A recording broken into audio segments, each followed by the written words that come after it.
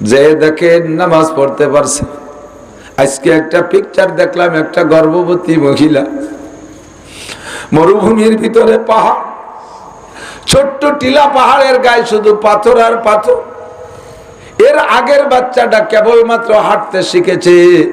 ওই দেশের মানুষ সন্তান নেই খুব বেশি, কারণ তাদের সন্তান জন্ম দেওয়ার উদ্দেশ্যের মধ্যে নেকি আছে। আমার যত সন্তান হবে এই সন্তানগুলো ইসরায়েলি কাফের শয়তানের মোকাবেলায় মুজাহিদ হবে, এই উদ্দেশ্য করে সন্তান গ্রহণ করে বেশি। 42 কিলোমিটার লম্বা, 12 কিলোমিটার চওড়া। আমাদের ছোট্ট একটা জেলা না, ছোট্ট একটা থানা সম পরিমাণ জায়গা গাজা। এতটুক জায়গার ভিতরে 23 লক্ষ মানুষের বসবাস। তার ভিতরে আবার কিছু ক্ষেত খামার আছে, তাদের চাষবাসও আছে, কিছু ফল ফ্রুটের বাগান আছে, স্কুল আছে, কলেজ আছে, বিশ্ববিদ্যালয় আছে, মসজিদ আছে, মাদ্রাসা আছে, পর্যাপ্ত মসজিদ।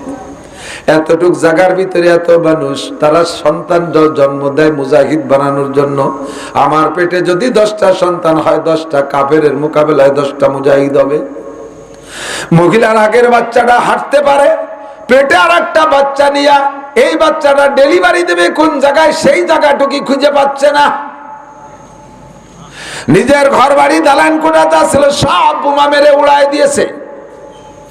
একটু তাবুর মধ্যে মাথা গুজেছিল, তাবুটাও বোমা মেরে পোড়াই ছাই করে দিয়েছে।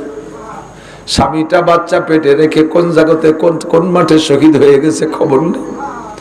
আব্বা মা মায়ের মহিলারা গর্ভধারণ করলে তাব্বা স্বামীর কাছে আর মায়ের কাছে থাকতে তৃপ্তি বোধ করে। মাও কোথায় শহীদ হয়ে গেছে, স্বামীটা কোথায় চলে গেছে খবর নাই। ছোট একটা বাচ্চা কোলে করে নিয়ে মরুভূমির ভিতরে পাহাড়ের উপরে গড়াগড়ি খাচ্ছে। বাচ্চা ডেলিভারি দেওয়ার যন্ত্রণায় ভুগছে। এই বাচ্চাটা ডেলিভারি হবে যার বাচ্চা, সে তো ধরতে পারে না। একটা ধাত্রী লাগে, কাছে একটা ধাত্রীও নাই। এ বাঙালি মা বোনরা, পর্দার আড়ালে বসে কান লাগাও। কিছুই করতে পারবা না, কিছু করতে পারবা না, তবে দোয়া মুনাজাত তো করা যেতে পারে। ভিতরে একটু ব্যথা আর একটু জ্বালা ভিতরে তৈরি করতে পারে। कल्ब में सोज नहीं, रूह में एहसास नहीं, कुछ भी पैगाम मोहम्मद का तुझे पास नहीं, कुछ भी पैगाम मोहम्मद का तुझे पास नहीं। ভিতরে জ্বালা নাই, অন্তরে ব্যথা নাই, আগাগোড়ায় সুন্নত নাই, শরীয়তের কোনো কিছু আমার তোমার মধ্যে নাই। আবার তুমি উম্মতে মুহাম্মাদি দাবি করে বসে থাকো। কিয়ামতের ময়দানে জবাব দেয়া লাগবে বিশ্ব নবীর কাছে। কমপক্ষে যদি অন্তরে একটু জ্বালাও তৈরি করতে না পারি, হাতে পারি না, মুখে পারি না, কমপক্ষে একটু জ্বালা তো তৈরি করতে পারি। পারি কি পারি না? আমার পিয়াজ থাক, রসুন থাক, পাট থাক, চাষ বা সব থাক, সব লাথি মারতে বাধ্য। আমার নবীকে যারা নবী মানে না, আমার আল্লাহকে যারা আল্লাহ মানে না, আমার কোরআনকে যারা বিশ্বাস করে না, নবী পাকের হাদিস যারা মানে না, আমার নবীর ইসলামকে যারা পদদলিত করে, তাদের বিপক্ষে লড়াই করার জন্য আমার সবডিতে 24 ঘন্টা আমি প্রস্তুত। রেডি আছেন? রেডি আছেন? আগামীকাল সকালবেলা আপনাদের এটা কোন থানা? সালতা। সালতায় যদি আন্দোলন করা হয়, মিটিং করা হয়, মিছিল করা হয়, বিক্ষোভ করা হয়, যাতে রেডি আছেন? কারা কারা? মিথ্যে কথা হাত উঠবেন না, মুনাফিক আর দেখতে চাই না। বহুত মুনাফিকের দেশটা ভরে গেছে। সবচেয়ে বড় বিশ্ব গাদ্দার, মাশাআল্লাহ হাত নামান, বিশ্ব গাদ্দার তুরস্কের প্রেসিডেন্ট এরদোগান। মুনাফিক সারা বিশ্বের ভিতরে সবচাইতে বড় সমাবেশ করেছে ইসরায়েলের বিপক্ষে। এই মুনাফিক বিশ্বের সবচাইতে প্রথম ইসরায়েলি পণ্য বর্জন করার জন্য ঘোষণা দিয়েছে। ইসরায়েলের থেকে কূটনীতি সম্পর্ক ছিন্ন করার জন্য সেখান থেকে তাদের দূতকে উঠাই নিয়ে আসছে, রাষ্ট্রদূতকে উঠাই নিয়ে আসছে। বাহ্যিকভাবে সবগুলো দেখাইছে, অথচ তলে তলে ইসরায়েলকে হাজার হাজার লক্ষ লক্ষ অস্ত্র দিয়েছে। এই মুনাফিকটা ধরা পড়ে গেছে। আগে দেখতেন মুনাফিকের অনেক বক্তব্য, এদানিং দেখবেন যে মুনাফিকের কোনো বক্তব্য নাই, ফেসবুকে ইউটিউবে আসে না। ইন্নাল মুনাফিকিনা ফিদ দারকিল আসফালি মিনান নার। হে আমার প্রাণ প্রিয় বন্ধু যুবকরা, এই ময়দানে কাজ করবে কি শুধু হুজুররা না, আমরা সবাই মুসলমান নাম যার আছে সেই হবে মর্দে মুজাহিদ। ভারতের ভিতরে এক সাধু, এক বড় হিন্দু পণ্ডিত আল্লাহ নবীর বিপক্ষে নবী পাকের চরিত্রের সমালোচনা করিয়া বই একটা লেখছে, রঙ্গিলায় রসুল। রঙ্গিলায় রসুল বইয়ের ভিতরে আমার নবীর চরিত্র নিয়ে পর্যাপ্ত সমালোচনা করেছে। উলামায়ে কিরাম দুঃখিত, মুসলমানরা দুঃখিত, সব যার যার জায়গায় দুঃখিত, কিন্তু অ্যাকশনে কে যাবে?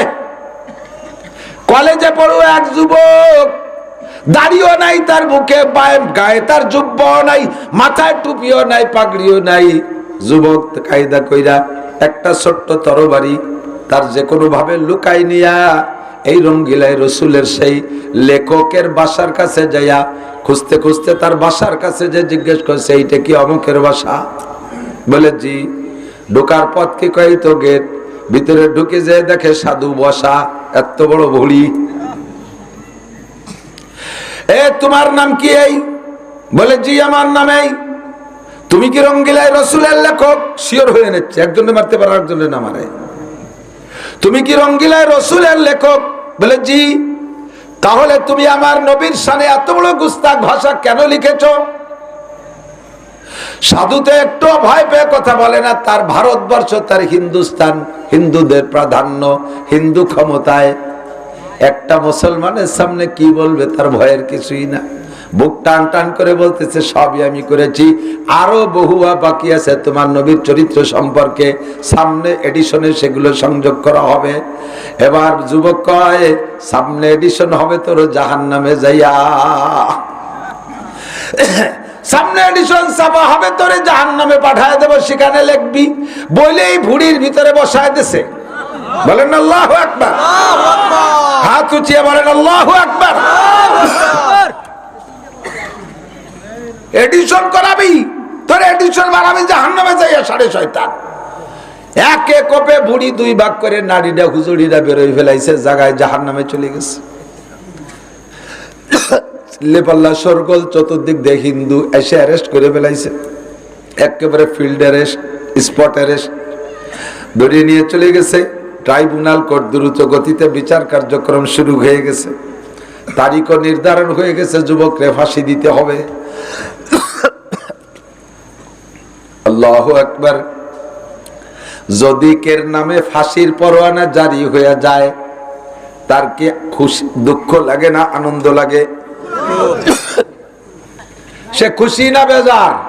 বেজার না, বেজারের শেষ আছে। তারিখ পড়ে গেছে, টাইম হয়ে, এই টাইমে ফাঁসি হবে। এর আগে কি তার চেহারার ভিতরে হাসি অনুভব করা যাওয়া সম্ভব? কাঁদবে, চেহারা বিবর্ণ হয়ে যাবে। কিন্তু যুবক হাসি খুশি ভাব, হাসি খুশি ভাব, অট্ট হাসছে না, চেহারার ভিতরে একটা উজ্জ্বলতা ভাব। একজন তাকে জিজ্ঞাসা করলো, একটু পরে বা একটু আগামীকাল তোমার ফাঁসি হবে, আজকেই তোমার ফাঁসি হবে, তুমি হাসছো কেন, খুশি কেন? বেজারের কি আছে? গত রাত্রে আমি স্বপ্নে দেখি বিশ্বনবী মুহাম্মদুর রাসূলুল্লাহ সাল্লাল্লাহু আলাইহি ওয়াসাল্লাম আমার অপেক্ষায় জান্নাতের গেটে দাঁড়িয়ে আছে। আমি আজকে ফাঁসি হয়ে যাওয়ার সঙ্গে সঙ্গে আমার রূহটা আমার নবীর সাথে সাক্ষাৎ হবে। গত রাত্রে নবী আমাকে নিজেই বলেছেন আমার জন্য জান্নাতের গেটে দাঁড়িয়ে অপেক্ষা করতেছে। আরে এই ক্ষুদ্র নগণ্য দুনিয়ায় আমার বেশি দিন থাইকা কি লাভ? যত তাড়াতাড়ি আমি মরতে পারি তত তাড়াতাড়ি নবী পাকের সাথে জান্নাতে থাকবো। আমার কান্নার কি আছে, হাসি ছাড়া? কথা বলুন ঠিক কি ঠিক না? হ্যাঁ বাঙালি যুবক, দুনিয়ার জন্য বহু কিছু করেছ, এই দেশে ক্ষমতায় প্রতিষ্ঠিত হওয়ার জন্য সমন্বয় আন্দোলন করেছ, ক্ষুদ্র বাংলাদেশের জন্য আপনারা একদল, সেই সময় যারা ছিলেন আপনারা মুক্তিযুদ্ধ করেছেন। এটা মাত্র দেশীয় মুক্তিযোদ্ধা, এ মুক্তিযুদ্ধ ছিল মাত্র ভাইতে ভাইতে গ্যাঞ্জাম বাজছে, যুদ্ধ আর যুদ্ধ। ভাইতে ভাইতে এক সংসারে বাপ মরে যাওয়ার পরে সংসারিক মালামাল নিয়ে গ্যাঞ্জামলি, তারপরে ছোট ভাইরা খালি চাই যে বড় ভাইরা নির্যাতনে থাকবো না, যুদ্ধ হয়ে যাব। এই গ্যাঞ্জাম করে মারামারি বাড়ি বাড়ি কারি করিয়া মুরব্বীকে ডাইকে এনে, মামাকে খালুকে ডাইকে এনে যুদ্ধ হয়ে দেশে স্বাধীন হয়ে গেছে। আমাদের সেই স্বাধীনতা আলোচনা ভাই ভাই গ্যাঞ্জাম পাচ্ছে, তাই আমরা যুদ্ধ হয়েছি। আর এখন ফিলিস্তিনারা যে যুদ্ধ করতেছে, গাজায় যে যুদ্ধ করতেছে, এইটা হলো উহুদ, বদর, খন্দকের যুদ্ধের মতো যুদ্ধ, ঠিক কিনা? আমাদের যার যেমন তৌফিক আছে, যে যেখানে আছি সে সেখান থেকে প্রস্তুত থাকতে হবে। ডাক দিলে যে কোনো মুহূর্তে উলামায়ে কেরামই তো ডাকে নেতৃত্ব দেবে মর্মে। কাজেই আপনারা সব কামকাজ ফেলে রেখে প্রত্যেকটা ডাকে সাড়া দিতে রাজি আছেন? আল্লাহ যেন আমার বাংলার জমিনকে চিরস্বাধীন করে রাখে, একটু বলেন না আমিন। আমরা নামাজ, কালাম, রোজা, হজ, যাকাত, ফরজ, ওয়াজিব, তাসবিহ, তাহলিল, তাবলীগ, চরমুনাই, মসজিদ, মাদ্রাসা, বিশ্ব ইজতেমা, সব ধর্মীয় কাজগুলো যেন ওপেন ফিল্ডে খোলামেলা চিরকাল করতে পারি। আমাদের পরবর্তী জেনারেশন যারা আসবে তারাও যেন করতে পারে। সবাই বলি আমিন। আল্লাহ তারই একটা অংশ হিসেবে আজকে এখানে বসার তৌফিক দিয়েছেন। আবারও পড়ি আলহামদুলিল্লাহ। আল্লাহ পাক রব্বুল আলামিন বড় মোহাব্বতের সাথে, খেয়াল করি খুব খেয়াল করি। একটু আগে এক জায়গায় কথা বলছি, অল্প একটু, সে জায়গাও কথাটা বলি, সেখানেও শুরুতে বলি। সেখানে হলো ক্লিয়ার হাদিস ছিল। মেয়েরা ওই সস্তাল একটা মহিলা মাদ্রাসা দাওরা হাদিস খুলছে, তাদের আজকে প্রথম সবক, সেই সবক বুখারী শরীফের প্রথম সবক পড়ে আসলাম। বুখারী শরীফের প্রথম হাদিস হলো ইন্নামাল আমালু বিন্নিয়াত। শুনেছেন না আপনারা কের কাছে? প্রথম হাদিস ইন্নামাল আমালু বিন্নিয়াত। প্রত্যেক কাজ নির্ভর করে নিয়তের উপরে। নিয়ত যদি ভালো হয় তাহলে দুনিয়ার কাজও ইবাদত হয়ে যায়, আর নিয়ত যদি খারাপ হয় তাহলে আখেরাতের কাজও দুনিয়া হয়ে যায়, ওতে কোনো লাভ নাই। বড় মসজিদ একটা বানায় দিয়েছেন, কোটি কোটি টাকা দিয়ে মসজিদ বানায় দিয়েছেন। মসজিদ বানায় দেওয়ার পরে আপনি ওর গায়েটা নেম প্লেট লিখে দিয়েছেন, অমকের বেটা নান্টু ইবনে মালিক ঠুটা কলামারকে মিলে গেলে আর এক মুশকিল হয়ে যায় অনেক সময়। শিল্পপতি, কোটিপতি, ভগ্নিপতি, বড় মসজিদ একটা বানায় দিয়েছে শ্বশুর বাড়ি এলাকায়, অমকের জামাই অমক, অমকের বেটা অমক। মসজিদ বানাইলে কি জন্য? হাদিসে শুনছি, মামবানা মসজিদান লিল্লাহ বানাল্লাহু লাহু বাইতান ফিল জান্নাহ। যে ব্যক্তি আল্লাহর ঘর মসজিদ বানায় দেয়, আল্লাহ তার জন্য জান্নাতের ভিতরে একটা বালাখানা বানায় দেয়। কন্যা সুবহানাল্লাহ। তো বালাখানার লোভে মসজিদ বানাইছে, তো এই যে সাইনবোর্ডটা নাই লেখা, যুগ যুগ ধরে থাকবে মসজিদ, মানুষই দেখবে যে কে বানাই গেছে। তাহলে এটা কি তুমি আল্লাহর রাস্তে বানাইছো, না মানসি দেখবে সেই জন্য বানাইছো? মানসি দেখবে আর প্রশংসা করবে সেই লোভে অকাত কিল, তা বলা হয়ে গেছে। জাহান্নামের গেটে দাঁড়াইয়া সর্বপ্রথম প্রত্যেক কাজের একটা উদ্বোধনী আছে না? এই যে আমাকে পদ্মা সেতু উদ্বোধন হয়েছে না, একজন কোরআন শরীফ পড়াইছে, সে যে কোরআন শরীফ পড়ছে ও কোরআন শরীফের ভিতরে নাই মনে হয়, আর রহমান সুরজা পড়ছে, আল্লাহ ওভাবে নাজিল করি নেই, ওকে নিজেকে কায়দা বানাইছে। এর একটা উদ্বোধনী আছে, প্রত্যেকটা কাজের এটা ভালো কাজ করলে একটা স্থাপনার উদ্বোধনী আছে। তো আল্লাহ পাক জান্নাত বানাইছে, তার উদ্বোধন করবেন বিশ্বনবী মুহাম্মদ রাসূলুল্লাহ সাল্লাল্লাহু আলাইহি ওয়াসাল্লাম এবং আশারায়ে মুবাশশারা 10 জন জান্নাতের সুসংবাদ প্রাপ্ত মানুষ দিয়ে আল্লাহ তাআলা জান্নাতকে উদ্বোধন করবেন। আর জাহান্নাম উদ্বোধন করে, জাহান্নাম একটা উদ্বোধনী পাবে না, জাহান্নাম উদ্বোধন করবে কি কাকে দিয়ে? 3 শ্রেণীর মানুষ দিয়ে। কয় শ্রেণী? একটু খেয়াল রাখেন, কয় শ্রেণী? 3 শ্রেণী। আল্লাহ যেন আমার ওই 3 শ্রেণীর মধ্যে না রাখে, বলেন আমিন। এক শ্রেণীর মানুষ হলো সর্বপ্রথম সুহাদা, 1 নম্বরে শহীদ। যারা শহীদ বলে দাবি করছো, এই শহীদকে দিয়া জাহান্নাম উদ্বোধন করবে। শহীদদেরকে জাগ ধরে ডাকিয়ে নিয়ে, শহীদ মানে ইসলামের জন্য বা দেশের জন্য যারা মৃত্যুবরণ করছে, এই পোলাপান্ডা তোরা বুঝিস না যে জায়গা কথা কওয়া যায় না, আর তোরা উঁচুই বসে মুরব্বীরা নিচে টাকা নেমে ভাই উপরে উঠতে পারলে দাম বাড়ে নাকি? যে দেখো সরমুগিরে বান্দর সব গাছের মাথায় দিয়া, মানুষ সব নিচে দিয়া, গাছের উপরে উঠলে দাম বাড়ে নাকি? আমরা তো উপরে বসে না দেখতে পারলে দেখা যায় না, সেই জন্য মুখ না দেখলে অশ্বিনী বোঝায় না। আল্লাহু আকবার। জাহান্নাম উদ্বোধন করা হবে সর্বপ্রথম কাকে দিয়া? এই যে ভুলে গেছে কত, সুহাদা, শহীদদেরকে দিয়ে।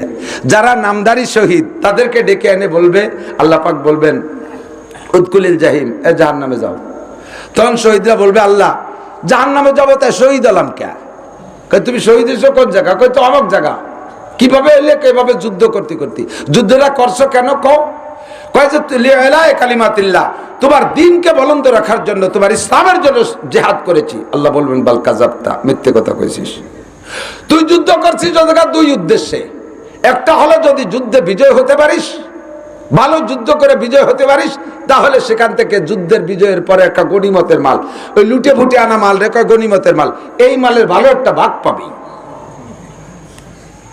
আর যদি বাঁচিয়ে থাকিস মানসিতরে বীর উত্তম, বীর বিক্রম, আর যেন কি বীর শ্রেষ্ঠ, এই সমস্ত উপাধিতে তোমাকে আহ্বান করবে এই পদ লোভের জন্য, এই পদের লোভে।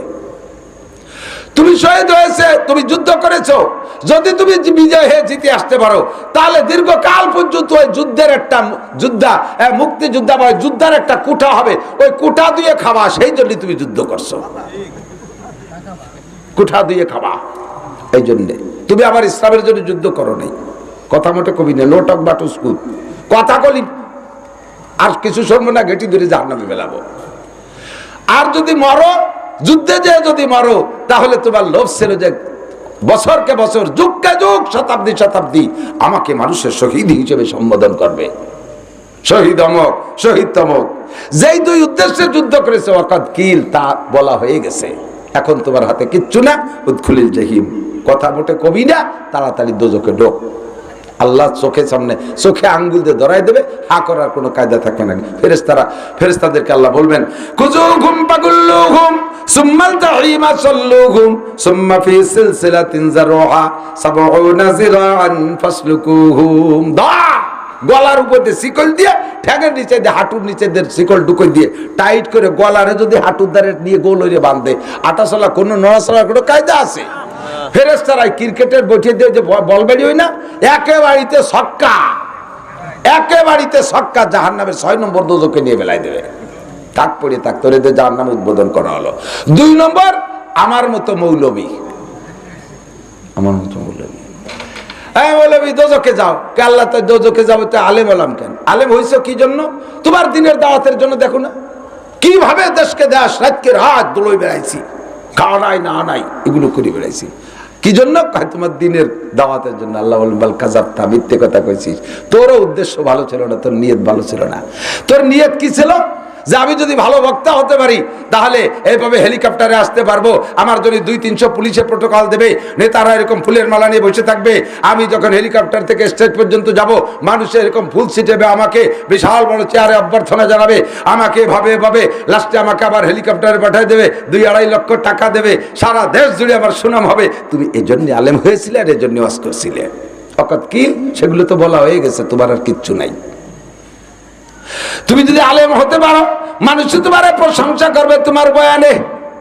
তুমি যদি পীর হতে পারো, সাপ্তাহিক মাসিক একটা মজলিস করে করে বছরে দুটি হাল খাতা দিয়ে মুরিদ মুত্তাকিন রে গুছাইয়া, টাকা পয়সা চাল ডাল খুদকুড়ো গুছাইয়া বছর ভরে জম্মের খাওয়া, চাল মেয়ে নিয়ে বিশাল শিল্পপতি কোটিপতি হয়ে যাওয়া। পীর ব্যবসা বড় সহজ ব্যবসা, বক্তাকে তো একটু গলা ফাটাই ছিললে বলা ওরা লাগে, পীররা গুনগুন করে কি যেন একটু তসবি তালিল দিয়ে, কায়দা করে বায়াত করে ব্ল্যাক করে গাছরা দিয়ে, মুরিদরা সব ভক্ত হয়ে যায়, জীবন দিতে বাধ্য, তার কাপড় পরনের কাপড় পর্যন্ত খুলে দিতে চায়। বাপরে জীবনে একটা ফুটি মাছ কিনে খায় না, পিসাবরে কাতলা মাছ কিনে খাওয়া, ঠিক না? মায়ের জন্য কোনো জায়গাতে একটা চড়া পাখিও ধরে নিয়ে আসে না, আর পিসাবের জন্য 7 কেজি 8 কেজি ওজনের লেয়ার মুরগি কিনে সেই জায়গা নিয়ে যায়। মারে একটা সুপারি কিনে দেয় না, পিসাবের জন্য কাইনকে কাইন ডাব নিয়ে যায়। এই সমস্ত এইগুলো সব সহজ ইনকাম পিসাবদের, সহজে জায়গায় বসে ধুয়ে মুছে খাওয়া, এই জন্য পীর হয়েছিলে। সবগুলো খাওয়া শেষ, তাড়াতাড়ি কথা মতো কবিনে দোজখে যা, নাহলে কিন্তু বাড়ির অভাব হবে না। আমার মতো মৌলবীকে আমার মতো পীর রে ভাবে দেবে। আবার আমরাই বয়ান করি, আন্নাসু কুল্লুহুম হালকা, আন্নাসু কুল্লুহুম হালকা, সব মানুষ ক্ষতির ভিতরে, ইল্লাল আলিমুন, শুধু আলেমরা ভালো। এক বুজুর্গ বলতেছেন, আন্নাসু কুল্লুহুম হালকা, ঘুরে দেখলাম মানুষ মুনিশি না, সব মানুষ একেবারে শেষ, শুধু মৌলবী কয়জন ভালো আছে। এরপরে কয়জন মৌলবীরে নিয়ে কয়জন ঘুরে দূরে কি মৌলবীরা তো সব হালকা হয়ে গেছে। হালকা মানে ক্ষতিগ্রস্ত, সব মৌলবীরা হালাক ইল্লাল আমিলুন। মৌলবীদের ভিতরে আলেমদের মধ্যে যে কয়জন আমল করে ওই কয়টা ভালো আছে। পরে আমল করা কয়জন রে নিয়ে কতদিন ঘুরে গেড়ে কয় ওয়ালা আমিলুনা কুল্লুহুম হালকা, এই আমল যারা করে তারাও ক্ষতির মধ্যে। কি সাতার আমল করে, ইয়ে কি, শুধু এর মধ্যে 2-1 জন আছে ইখলাসের সাথে আমল করে, তাই কল মুখলি কি ইল্লাল মুখলিসুন, শুধু আমল করাদের ভিতরে কর্নেওয়ালাদের মধ্যে মুখলেস যারা, ইখলাসের সাথে যারা আমল করে ওই কয়জন ভালো আছে। শেষে নিয়েছে কয়দিন এই মুখলেসদেরকে নিয়ে ঘুরিয়ে গাড়ি মুখলিসুন আলা কথা এই কয়টা দিয়ে মহাবিপদে। লাস্টে কয় মুখলেস কয়টা, নাম মুখলেস, কাজে ইখলাসের কিচ্ছু নাই, নাম আতর আলী। নাম কি শুনে ঠায় জন্য সব জায়গায় আতরের মতো গিরান, অথচ তার গায়ে চুষো মরা গন্ধ।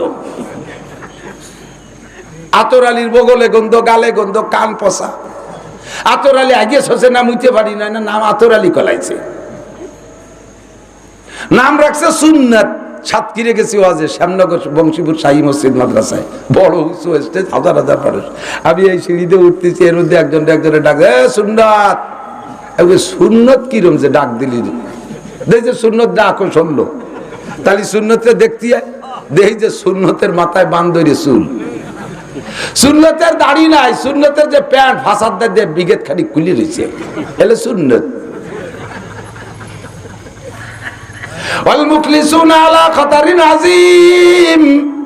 যে কটারে ভাবছিলাম মুখলেস, ওই কটাই বড় বিপদে। এ বয়ান আমি করি, আমার ইখলাস নাই, আমার ইখলাস নাই।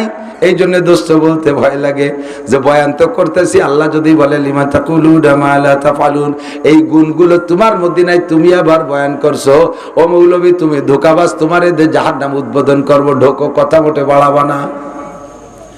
3 নম্বর যারে দিয়ে জাহান্নাম উদ্বোধন করবে বড় বড় ডোনার, বড় বড় দানবীর ডোনারদেরকে ডেকে এনে বলবে তাড়াতাড়ি জাহান্নামে যাও।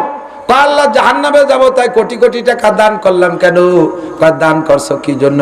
তোমার গরিব মিসকিন এতিম অসহায় কাঙ্গাল দুঃখিনী বিধবা এতিমখানা লিল্লাহ বোর্ডিং মাদ্রাসা দান করছি, তোমার দিনের খেদমতে, মানব জাতির সেবায় খেদমতে করেছি।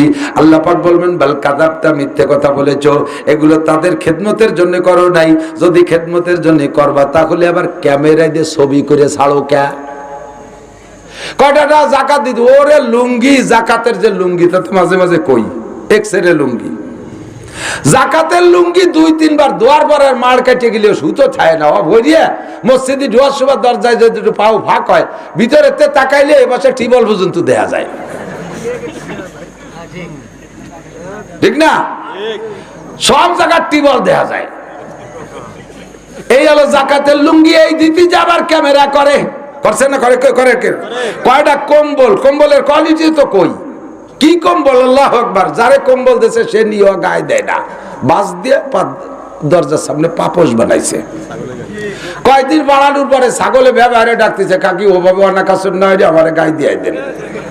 ছাগলটা গলার মধ্যে দিয়ে নিচে গিরিয়ে দিয়ে ছাগলটা জ্যাকেট বানাই দেয়।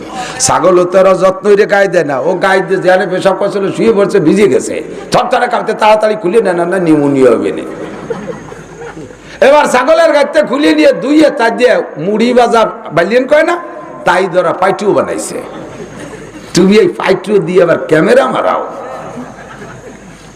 মসজিদ বানাই দিয়ে সাইনবোর্ড লাগাও, মাদ্রাসায় ঘর একখান করে দিয়ে সাইনবোর্ড লাগাও, ওয়াজের ভিতরে কালেকশন হলে মারহাবা কামনা করো।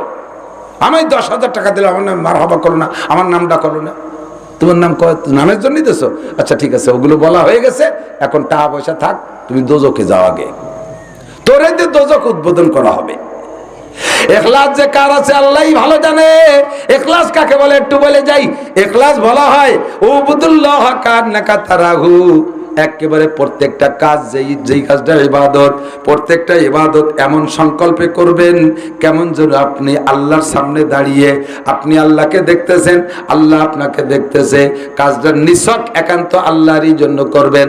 জগতের কে দেখলো আর না দেখলো, কে ভালো বললো মন্দ বললো, তাতে আমার কিছু আসে যায় না। সারে দুনিয়া হো মুখালিফ ফির না কোই নুকসান হ্যায়, সারে দুনিয়া হো মুখালিফ ফির না কোই নুকসান হ্যায়, খৌফ নেহি কুছ গম নেহি জব রহমতে রহমান হয়। দুনিয়ার সব আমার বিপক্ষে চলে গেলে কিছু আসে যায় না। যুবক আমার দিক তাকায়, এ যুবক, আগামীকাল ডাক আসবে, ফিলিস্তিন যাইতে হবে, রেডি? ভিতরে মাঝে মাঝে উগ্রাই আসতেছে ফিলিস্তিনের কথা, একটার মধ্যে আর একটা চলে আসে। যুবক রেডি থাকো, কালকে যদি ডাক আসে যাইতে রেডি। ইদানিং ফেসবুকে দেশে কয় যদি বাংলাদেশ থেকে একটা ফ্লাইট যায় যাতে ফ্রি ফিলিস্তিন নেওয়া হবে, কে কে রাজি আছেন যাইতে? আল্লাহু আকবার। যাইতে রাজি আছেন? পয়সা এবার ফ্রি নিবে, তাই না? ঠিক আছে না? এবার যদি টাকা দিয়ে যাতে হয় তাহলে কেরা কেরা যাবেন? এবার হাত অর্ধেক কমিয়ে গেছে। নারায়ে তাকবীর, নারায়ে তাকবীর, আল্লাহু আকবার। আল্লাহ, আমি ওই জায়গায় কমেন্ট লিখছি, আমার পাসপোর্ট রেডি, 5 লক্ষ টাকা লাগলে আমি দিয়ে যাইতে রাজি, রেডি করো, যাওয়ার ব্যবস্থা করো।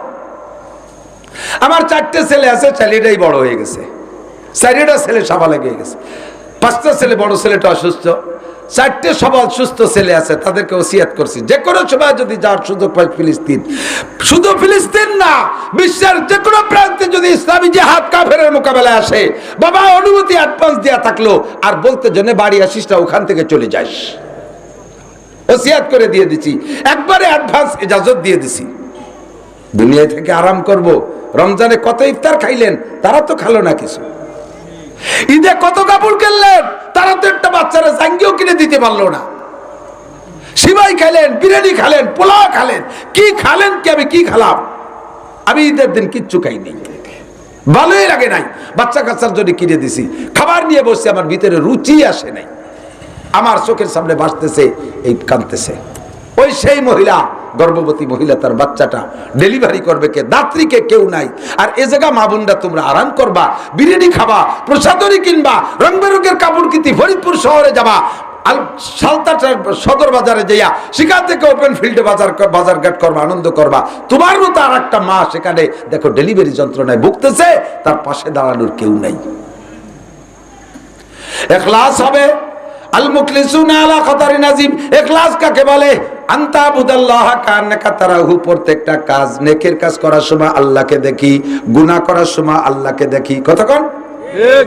নেকি করার সময় আল্লাহকে দেখবেন, তার মানে নামাজে দাঁড়াবেন এমন ভাবে আপনারে বোমা মারলেও যেন আপনার সেই বোমার দিকে খেয়াল না যায়, এরকম হবে। হযরত আলী রাদিয়াল্লাহু আনহু পায়ে তীর ইংছে, তা তো শুনছেন, যুদ্ধে যে পায়ের ভিতরে তীর ঢুকছে, এমন ভাবে আটকে গেছে তীর, এখন টানলে উনি চিৎকার মারি বেহুশ হয়ে যাওয়ার মতো হয়ে যাচ্ছে। উনি বলে, এই রাখো রাখো রাখো, ওভাবে হবে না, এভাবে তীর টেনে বেরোনো যাবে না, আমার অজুর পানি দাও। অজুর পানি দিয়েছে, অজু বানায় বলছে, আমি যখন নামাজে দাঁড়াবো ওই সময় টেনে বের করবা। হযরত আলী যখন নামাজে দাঁড়াইছে, এরপরে কয়জন পাউ বাঁধাইয়া আর কয়জন জোর করে টাইনিয়ে তীর বের করছে, আলী টেরই পাই নেই। সালাম ফিরানোর পরে বলছে, আলী রাদিয়াল্লাহু আনহু বলছেন, কি তীরটা কি তোমরা বের করার ব্যবস্থা করছো? দেখেন আছে নাকি, দেখে যে পায়ে তীর নেই। কখন বের করলে? যখন আপনি নামাজে দাঁড়াই গেছেন, আল্লাহর প্রেমে যখন গল্প শুরু করতেছে নামাজের ভিতরে, সেই সময় তীর টেনে বের করছে, টের পাই নাই। আর আমার কানের দাঁড়িয়ে একটা মশা উড়িয়ে গেলি মনে হয় যে হেলিকপ্টার গেছে, কান জয় তাপ্পড় মেরে দিই। আমার নামাজটা কি সুন্দর নামাজ, চিনতে চেয়ে কে ইচ্ছা নামাজের নামাজ। তারা নামাজের মধ্যে আল্লাহরে দেখে, আর আমি নামাজের মধ্যে প্রেমিকারে দেখি। আমি নামাজের ভিতরে সিনেমার নায়িকাদেরকে দেখি। আমি নামাজের ভিতরে ল্যাংটা ছবি চোখের সামনে ভাসে। আমার নামাজ আর সেই নামাজ। ওবুদুল্লাহ কান্নাকা তারা। কোরআন শরীফ পড়বেন এমন ভাবে কেমন যেন অক্ষরের মধ্যে আল্লাহকে দেখেন। দর্শকান মুকফি মানামচু বুয়েগুল তার বর্গেগুল, দর্শকান মুকফি মানামচু বুয়েগুল দার বর্গেগুল, হারকে দি দান মাইলে দারাত দর্শকান বিনাদ মোরা। আল্লাহ পাক বলেন, এ তুমি আমারে দেখতে চাও? আরে ভাই, আল্লাহকে দেখতে চান? কে কে আছেন একটু আল্লাহকে হাত দেখাবেন। আল্লাহ তোমারে দেখবো, আল্লাহ তোমারে দেখবো। দেখতে চান? আল্লাহকে দেখতে চান? আল্লাহকে আমারে যদি দেখতে চাও, হারকে দি দান মাইলে দারাত দর্শকান বিনাদ মোরা। ফুলের মধ্যে গিরান আছে, গোলাপ ফুলের মধ্যে গিরান আছে, কিন্তু গিরানটা কোন জায়গা আছে? তাকে দাগ দিয়ে আছে। নাকে দিলে গিরান পাওয়া যায় কি যায় না? আল্লাহ কয় দর্শকান মুকফি মানামচু বুয়েগুল দার বর্গেগুল। আমি আমার কোরআনে কারিমের ভিতরে লুকায়িত আছি। ফুলের সুবাস যেমন ফুলের পাপড়ির মধ্যে লুকানো থাকে, ফুলকে যেমন নাকে দিলে ঘিরান অনুভব করো, দেখতে পারো না কোথায় আছে। হারকে দি দান মাইলে দারাত দর্শকান বিনাদ মোরা। যদি কেউ আমাকে দেখতে চাও, আমার কালামে পাকের মধ্যে নজর করো, প্রত্যেকটা হরফের মধ্যে আমি আল্লাহ লুকায়িত আছি। নামাজের মধ্যে আল্লাহকে দেখা যায়, রোজার মধ্যে আল্লাহকে দেখা যায়, জিকিরের মধ্যে আল্লাহকে দেখা যায়। পর্দায় হাস্তি আগার সুজি বানারে লাইলা আজামা বে পর্দা বিনি নূরে ইল্লাল্লাহরা। শেষ রাত্রি উঠবেন বাবা, শেষ রাত্রি উঠবেন। বিশেষ করে আমার বুড়ো বাবারা, জিন্দেগি শেষ হয়ে গেছে, আর কয়দিন ঘুমাবেন? আর ঘুমানোর দরকার নাই। আপনার মরণটা যদি আসে, আপনার মরণটা নামাজের মধ্যে হয়ে যাক, তাহাজ্জুদের মধ্যে হয়ে যাক, জিকিরের মধ্যে হয়ে যাক, এমন একটা মরণ কামনা করি। কথা বলেন ঠিক কি ঠিক না? তবে আমার মরণের দাবি হলো, আল্লাহ আমারে তুমি যুদ্ধের ময়দানে নাও, আমারে যে কোনো একটা যুদ্ধের ময়দানে দাও, আমি 10-20টা কাফেররে আগে গুলি করি, এরপরে তাদের অস্ত্রে গুলিতে আমি শহীদ হয়ে যাই। এমন একটা মরণ আমার তামান্না এসে গেছে। আমার আর আরামের বিছানায় শুয়ে মরতে চায় না, মনে চায় না। আরে নামাজের মধ্যে মরণের চাইতে, মসজিদের মধ্যে মরণের চাইতে, তিলাওয়াতের অত অবস্থায় মরণের চাইতে, যুদ্ধের ময়দানে যাই 1 মিনিট যুদ্ধ করতে করতে মরার ভিতরে মরার দাম 1000 গুণ বেশি। তবে বুড়ো বাবারা সময় নাই, এখনই শেষ রাত্রে উঠে আপনি জিকির করবেন লা ইলাহা ইল্লাল্লাহ। বহুত ঘুমাইছেন, বহুত ঘুমাইছেন, অনেক ঘুমাইছেন, অনেক ঘুমাইছেন। জাগনা হয় জাগলো আফলাক কি ছায়া তলে, আখের তাক সোয়া করোগে খাক কি ছায়া তলে। একটু সজাগ হন আসমানের নিচে, তাহলে মাটির নিচে যে ঘুম যাইতে পারবেন। একটু সজাগ হন আসমানের নিচে, মাটির নিচে যে ঘুমাইতে পারবেন। আসমানের নিচে নাক ডেকে জম্মের ঘুমাবেন, কবরে যাইয়ে ঘুম কপালে হবে না, কবরে যে ঘুম পাবেন না। জাহান্নামের আগুনে এমন ভাবে শোলা মারবে, তার ভিতরে আর ঘুম আসবে না।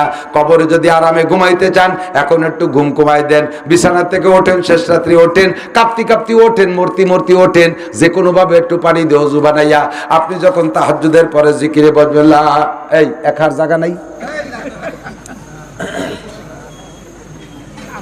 লা ইলাহা ইল্লাল্লাহ।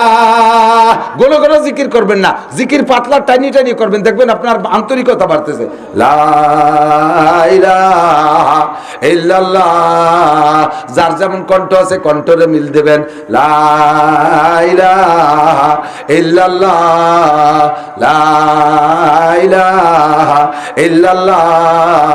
গোলো গোলো অত জিকিরের দরকার নাই, এরকম 2-3টা টান দিলি আল্লাহ পাক বলেন, পর্দায়ে হাস্তি আগার সুজি বানা রে লাইলা আজমা বে পর্দা বিনি নূরে ইল্লাল্লাহ রা। লা ইলাহা কয়ে টান দেবা বান্দা। ইল্লাল্লাহ বলার আগে বান্দার আল্লাহর মাঝে যেই পর্দার কারণে বান্দা আল্লাহকে দেখতে পারে না, আল্লাহকে আমি ওই পর্দাটা সরাই নিয়ে যাব। আজমা বে পর্দা বিনি নূরে ইল্লাল্লাহ রা। ওই সময় ইল্লাল্লাহর নূর অর্থাৎ আল্লাহর নূরকে তুমি বিনা পর্দায় দেখতে পারবা। দুনিয়ার যত বড় সুন্দরী রূপসী রমণী দেখিস না কেন যুবক, আল্লাহকে দেখার চাইতে মজা হইতে পারে না। কথা কোন ঠিক ঠিক না? সমস্ত সৃষ্টি, সমস্ত রূপ তো আল্লাহর দেওয়া, সমস্ত রূপ তো আল্লাহর দেওয়া। তাহলে আমার আল্লাহ স্বয়ং কত রূপের অধিকারী, সমস্ত রূপ আল্লাহর দেওয়া। সেই আল্লাহর প্রেমে যদি পড়তে চাও, তাকে যদি দেখতে চাও, একটু শেষ রাতে উঠে জিকির করো লা ইলাহা ইল্লাল্লাহ। পুরুষরা একটা আওয়াজ করে জিকির করবেন, খেয়াল করেন, পুরুষরা একটা আওয়াজ, কট্টুক আওয়াজ, তাতে যেন আবার আর একজনের নামাজ জিকির ঘুমের ক্ষতি না হয়। এ কথা কয় কারা পিছনে? এ পিছনে কথা কয় কারা? বাড়ি জরুরি কথা হলে মাই কি কর আন্না চুপ থাও, পায়খানায় জম্মের গন্ধ নালে গিরা নেবে না। আল্লাহু আকবার। ওবুদুল্লাহ কান্নাকা তারা, জিকিরের মধ্যে আপনি আল্লাহকে দেখতে পারবেন। যুবক যুবক যুবক, আমি যুবকদের টার্গেট করি। তোমরা আকামও বেশি করতে পারো, কামও বেশি করতে পারো, শয়তানিও বেশি করতে পারো, তোমরা ইবাদতও বেশি করতে পারো। এই বয়স থেকে রেডি হয়ে যাও, এই বয়সে রেডি হয়ে যাও। প্রশংসা সব যুবক চাও, কিন্তু প্রশংসার কাজ কেউ করতে চাও না। প্রশংসা সব যুবক চাও, তোমারে ভদ্র বলি, নম্র বলি, দিনদার বলি, ভালো বলি, শিক্ষিত বলি, এই কথাগুলো বললে তোমার ভালো লাগে। অথচ এই কয়টা গুণের একটাও নাই। তুমি যেভাবে বান্দরি মার্কা চুল কাটিয়া মোটর সাইকেল যেভাবে রাস্তা দিয়ে ইলিং বিলিং ভাবে চালায় যাও, তোমার মোটর সাইকেলের ধুলোয় সব বুড়ো মানুষের চোখ গুলা হয়ে যায়। তোমার চাল চলন দেখলে মনে হয় যেন তুমি শয়তানের আওলাদ। অথচ তোমারে প্রশংসা না করে বদনাম করলে তুমি খেয়ে বলো। প্রশংসা যদি তোমার ভালো লাগে, প্রশংসিত কাজ করো, চুলগুলো সুন্দর করে কাটো, দেখলে বুঝবো তুমি একটা ভদ্র ছেলে। প্যান্টটা একটু ঢিলা ঢালা উঁচা করে পড়ো, তাহলে দেখলে বুঝবো তুমি ভালো ছেলে। অবশ্যই তোমারে প্রশংসা করবো। কতক্ষণ আর তুমি যেভাবে চলো তাতে তাতে তো তোমার শয়তানের বাচ্চা। শেখ সাদি রহমাতুল্লাহ আলাইহি বলেন, না শায়াদ বনি আদমে খাকে জাদ কেদার সারকুনাদ কে বেরতুন দিও বাদ তোরা বাচুনি তুন দিও সরকাশি নাপেন্দার আমাজ খা কি আজাতেশি। বনি আদম মাটি দিয়ে বানানো, মানুষে বানাইছে মাটি দিয়ে, শয়তানরে বানাইছে আগুন দিয়ে। কতক্ষণ মানুষ বানাইছে মাটি দিয়ে, শয়তান বানাইছে আগুন দিয়ে। শয়তানের ভিতরে অহংকার, কারণ আগুনের মধ্যে অহংকার। আগুনটা ছেড়ে দিলে নিচের দিক যায় না উপর দিক যায়? উপর দিক যায়। ঊর্ধ্বগতি আলার ভিতরে অহংকার বেশি। যে যত বড় তার ভিতরে তত অহংকার, যে যত বড় অফিসার তার মধ্যে তত অহংকার, যে যত বড় নেতা তার মধ্যে তত অহংকার। তার ভিতরে বড়ত্বের শয়তানের আগুন ঢুকছে। আর যে যত ছোট তার ভিতরে নম্রতা ভদ্রতা বেশি। এই জন্য আল্লাহ মানুষ বানাইছে মাটি দিয়া। মাটি তাকে পায়ের নিচে, মিনহা খলাকনাকুম, তোমারে বানাইছি মাটি দিয়া। কারণ মাটির মধ্যে দুইটা গুণ আল্লাহর খুব ভালো লাগে। কয়টা? দুইটা গুণ আল্লাহর খুব পছন্দ হয়। একটা হলো নম্র ভদ্র সহনশীল। নম্র ভদ্র সহনশীল ধৈর্যশীল। মাটি জীবন ভরে পায়ের নিচে যায়। কোনোদিন কি কোনো জায়গায় মাটিতে আন্দোলন করছে আর আমরা ভাত তলে থাকতে পারবো না, মাথায় থাকবো? কইছে কোনোদিন? মাটিরে সইছিয়ে দাঁড়িয়ে যে কয়েকদিন আগে পিএস ফলাইছেন, চার্জ দিচ্ছেন, এই কুবাই কাপাইয়া কত পিএস। এই পিএস উঠোতে না উঠোতে আবার শশা শুরু হয়ে গেছে পাট বুনবে। পাট কাটতে না কাটতে আবার ধান লাগানোর জন্য শশা। এত নির্যাতন মাটির উপরে। কোনোদিন কি মাটিতে প্রতিবাদ করছে? মিয়া তোমার গায়ে কয়টা কোরআনি ছয়, আমারে যে ভারী চলছি রুটি বেলাচ্ছ, এ কোনোদিন কয় না। মাটির উপরে 50 তলা দালান দিচ্ছেন, মাটিতে কয় না মিয়া তুমি তো দুই বোনে পেঁয়াজের বস্তা বতি পারো না, আমারে এত বড় বোঝা দরকার, এ কথা মাটিতে কয় না। মাটিরে যা দেন মাটি শুয়ে নেয়। 50 বছর পুকুর বানায় পানি ব্যবহার করছেন, এবার সেইটারে ড্রেজার দিয়ে ভরাট করে দেয়, তারপর 30 তলা দালান জুড়ে দিয়েছেন। মাটিতে কোনোদিন কয় না মিয়া তোমার মতো জালেম নাই, একদিন কাটিয়ে ভুইর বানাইছো আর এখন ফিরে আবার তার উপরে দালান উঠে দিয়েছো, তোমার মতো জালেম হয় না। মাটিতে এভাবে প্রতিবাদ করে না, পায়ের নিচে থাকে। এই হলো নম্রতা ভদ্রতা সহনশীলতা মাটির গুণ, যার কারণে মাটি বলি খাঁটি। মাটি বলি খাঁটি। 2 নম্বরে মাটির মধ্যে আর একটা গুণ, সেটা হলো আমানতদারি। কি বলেন? আমানতদারি। মাটিরে কট্টু কট্টু পেঁয়াজের বীজ দিছি, 1 কেজি পেঁয়াজের বীজ বুনই দিছি, মাটি আমারে 20 মণ পেঁয়াজ দিছে। ঠিক কি ঠিক না? মাটিরে আমি একটা আমের বীজ দেই, 50 বছর পর্যন্ত আম দেয়। মাটিরে একটা নারকেলের বীজ দেই, মাটি আমারে 50 বছর নারকেল দেয়। মাটিরে আমি একটা কাঁঠালের বীজ দেই, সে আমারে 100 বছর কাঁঠাল দেয়। মাটিরে যা দেই তার চেয়ে বেশি ফলাইয়া দেয়। মাটিরে আমি একটা ধান দেই, তাই দিয়ে 7টা গাছ দেয়। ফিকুল্লি সুম্বুলাতিন মিয়াতু হাব্বা। কিছে যে বলে নাকি? ফিকুল্লি সুম্বুলাতিন মিয়াতু হাব্বা। মাটিরে একটা ধান দিলে একটা গাছ হয়, গাছের গোড়ায় 7টা গাছ হয়, আর 7টা গাছের মাথায় 7টা শীষ হয়, 7টা শীষে 700 ধান হয়। মাটির মধ্যে আমানতদারি, তারে একটা দিলে 700 দেয়। এই গুণটা তোমার মধ্যে কামনা করি। এই জন্য মানুষ তোমারে মাটি দিয়ে বানাইছে। আমার দিকেল মানুষ তোমারে মাটি দিয়ে বানাইছে। তুমি নম্র হও, ভদ্র হও, বিনয়ী হও, শালীন হও। খেসেরা রঞ্জুরে সাজো জারে জার তাতুরা বিরু কোনা দাজ ইশতেহার মাই বদি মে আপ হো আপনি মিসাল ফেলে বদ বদ খিয়াল বদ খিসাল মান তাজা লিল্লাহ রফা আজবক মান তাজা লিল্লাহ রফাকুল্লাহ। তুমি আল্লাহর দিকে তাকাইয়া নিজেকে ছোট জানো, নিজেকে নম্র জানো, নিজেকে ভদ্র বানাও, নিজেকে ছোট জানো। আল্লাহ পাক তার কুদরতি কায়দায় তোমাকে বড় বানাইয়া দেবে। মান তাজা লিল্লাহ ফাগুয়া বিআয়ুনিন নাস কবির ওয়া বিনফসি সগীর। খেয়াল করেন, যে ব্যক্তি নিজেকে নিজে ছোট, আমি ছোট, আমি কিছু জানি না, আমি আনপড়, সমাজের সবচেয়ে নিকৃষ্ট আমি, এমন ভাবে নিজেকে উপস্থাপন করে সামাজিক কাজ করবে, ভালো কাজগুলো আবার বেশি করবে।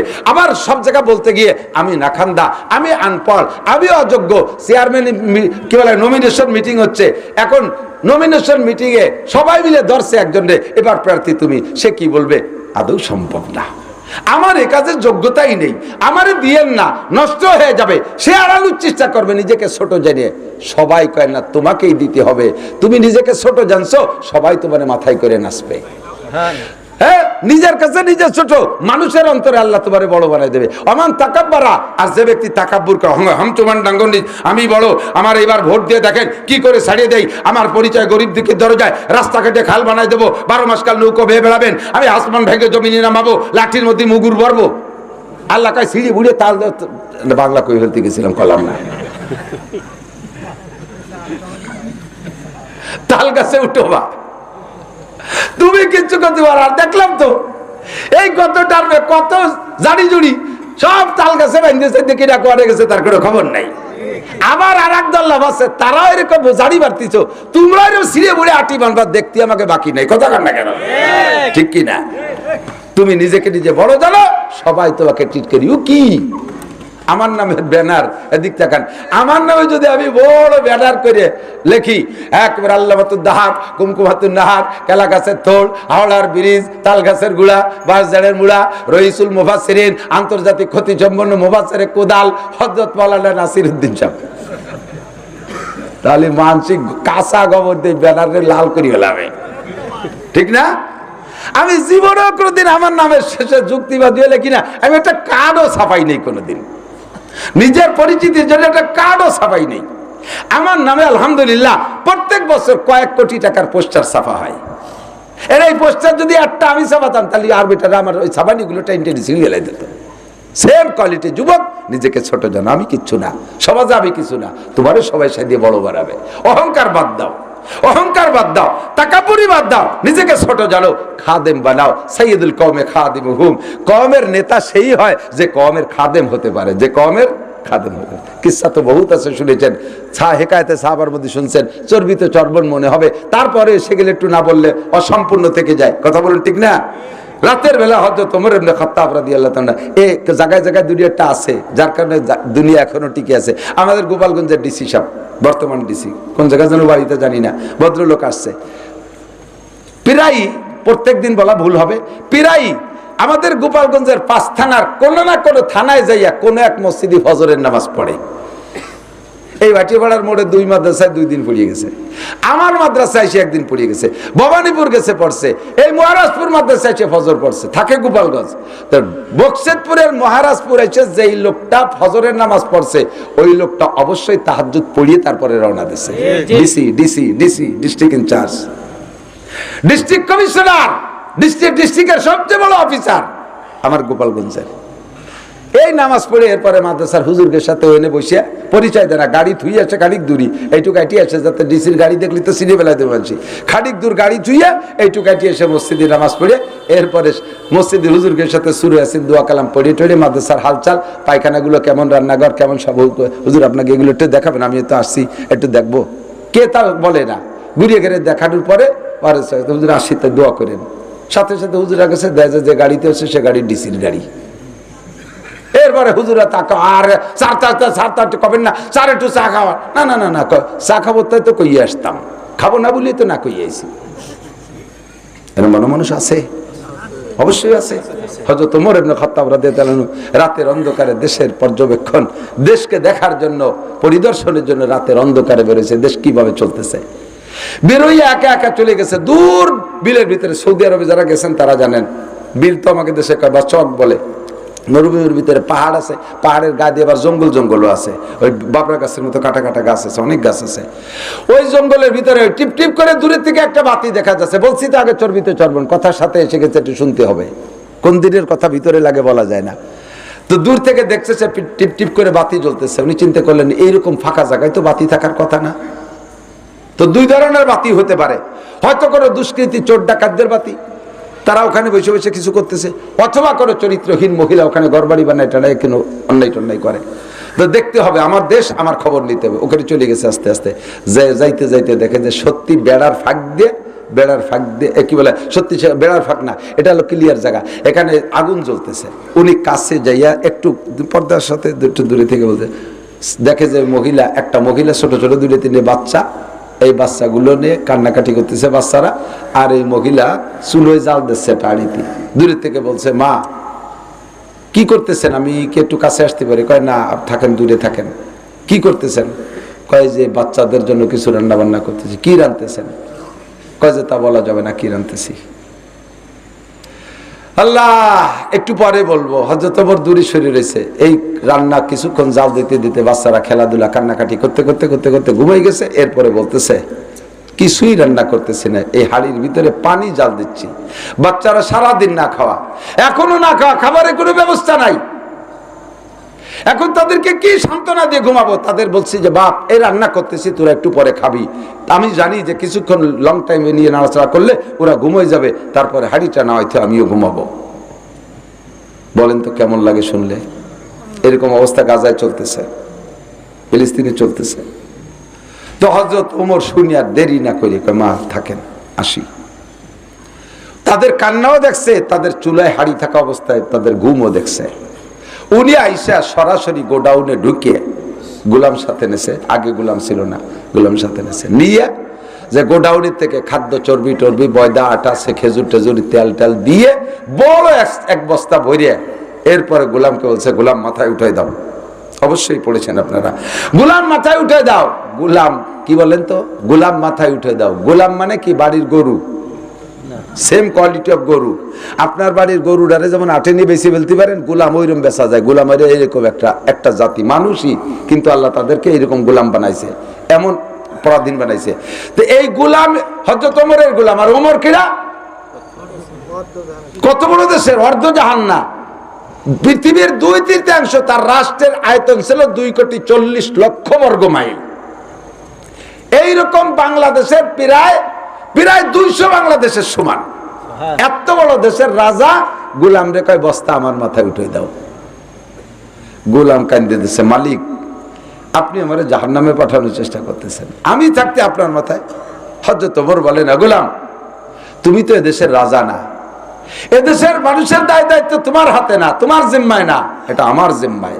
আল্লাহ আমাকে খলিফাতুল মুসলিমিন বানাইছে। আমার এই রাষ্ট্রের ভিতরে কোন জায়গায় একটা কুত্তাও যদি না খেয়ে মারে, তাহলে কিয়ামতের জবাব আমাকে দেয়া লাগবে গোলাম, তোমাকে দেয়া লাগবে না। আমি সচক্ষে যা দেখে আসছি তার খেদমত আমাকেই করতে হবে। বোঝা উঠাই দাও। আর নয় তুমি বলো যে কিয়ামতের ময়দানে এই সমস্ত প্রশ্নের জবাব তুমি দিয়ে দিবা, আমার পক্ষ থেকে দায়িত্ব নাও। গোলাম কেন, তা কি সম্ভব নাকি? তা যদি সম্ভব নয়, বস্তা বওয়া সম্ভব না, উঠে দে।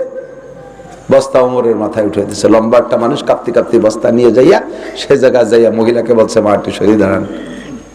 মহিলাকে সরাই দিয়ে নিজে হাঁড়িতে করিয়া সেই সব খাবার যা দিয়ে রান্না করা যায় এইটা রান্না করিয়া ফুয়াইয়া ইকাতে সাবার ভিতরে লাগছে।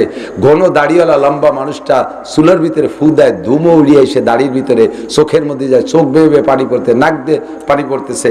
এই কান্নাকাটি করতে করতে হাঁড়িটা রান্না করে রান্না শেষ করে নামাইয়া মহিলাকে বলছে, মা বাচ্চাদেরকে একটু সজাগ করেন। সজাগ করছে, সজাগ করে উনি নিজে হাতে বলে, আপনি একটু সরে বসেন, আমি এদের একটু খাওয়াই। আমি এসে যেভাবে কান্না করতে দেখছি ওই কান্নার বিপরীত আমি সেইভাবে হাসি না দেখে আমি যাব না। বাচ্চাদেরকে নিজ হাতে পরাণ ভরি তৃপ্তি সহকারে খাওয়াইয়া এরপরে হাড়ি দিয়ে উনি দূরে বসলেন। আর মহিলাকে বললেন, মা এবার আপনি একটু পরাণ ভরে খান।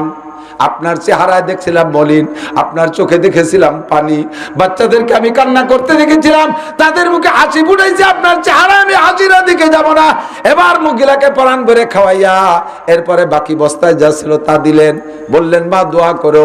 এবার মহিলা বলতেছেন, কিয়ামতের ময়দানে আল্লাহর কাছে খলিফাতুল মুসলিমিন ওমরের বিপক্ষে মামলা দেব।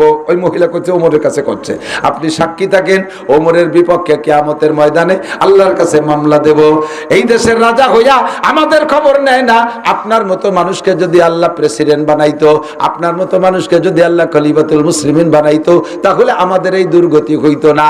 আমি ওমরের বিপক্ষে কিয়ামতের ময়দানে মামলা দেব। ওমর তখন বললেন, ওমা তোমরা যে এই জায়গায় এভাবে কষ্ট করতেছো, এইটা কি ওমরকে কোনোদিন জানাইছো? উনি যে ওমর তা পরিচয় দেয় নাই, তুমি কি কোনোদিন জানাইছো ওমরকে? ওমরের কাছে তো কি আসে না, ওমর কিভাবে জানবে তোমরাই কষ্ট করতেছো? তুমি কেন মামলা করবা? কয় খলিফাতুল মুসলিমিন হইছে, ঘুরে ঘুরে দেশের খবর কেন নেয় না? আপনি যেমন খবর নিতে আসেন, ওমরের তো দায়িত্ব এরকম ছিল। এই দায়িত্ব তো ওমরের, ওমর আসে নাই, আপনি আসছেন। আল্লাহ যেন আপনারা খলিফাতুল মুসলিমিন বানায়। বলেন না আমিন। আমিন তো আগে হয়েই রয়েছে। তো হযরত ওমর বললেন, এই পাকিস্তানের প্রেসিডেন্ট আইয়ুব খান বাংলাদেশে বলে আইছে, একটু দোয়া করতে, তাই কইতেছে। এসে গেল তরদাল নীল বাপ, বাড়িটা মিলবে না। তো প্রেসিডেন্ট আইয়ুব খান যখন আইছে, বিশাল মিটিং। এই মিটিং তো ওনার দলে যারা আছে তারা মিটিং উপস্থিত। এই স্টেজে এক বুড়ি কাঁপতে কাঁপতে উঠছে, বুড়ি আইছে, আর কুজো বুড়ি, আমার একটু আইয়ুবের সাথে দেখা হতে, আমি আইয়ুবের জন্য একটু দোয়া হতে যাবো। তেমন বুড়ো মানুষ আসতে পারেনি, তারা সব রাস্তা খুলে দেয়, চলে আইছে আইয়ুব খানে। আইয়ুব খান তো খান, বিশাল জুয়ান, বুড়িতে একটু হয়ে গেছে। বাবা মাথাটা নিচে ওর একটু দোয়া হইরে দেয়। তা আইয়ুব খান মাথা নিচে আসছে। Ayub Khan field marshal. Field marshal কাকে বলে? যেই সেনা প্রধান বড় বড় 3টে যুদ্ধে বিজয়ী লাভ করে, সে হয় ফিল্ড মার্শাল। ওইদিকে 2 পাকিস্তানের প্রেসিডেন্ট, এর চাইতে বড় পদ কি আর এই 2 পাকিস্তানের মধ্যে আছে নাকি? এই বুড়ি ওই আইয়ুব খানের মাথা নিচে ওই দোয়াতে, আল্লাহ যেন তোমার বড় দারোগা বানায়।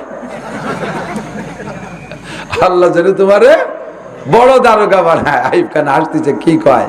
কারণ ওই বুড়ির জানা আছে, বুড়ির অভিজ্ঞতা হলো দুনিয়ায় সবচেয়ে বড় হলো বড় দারোগা।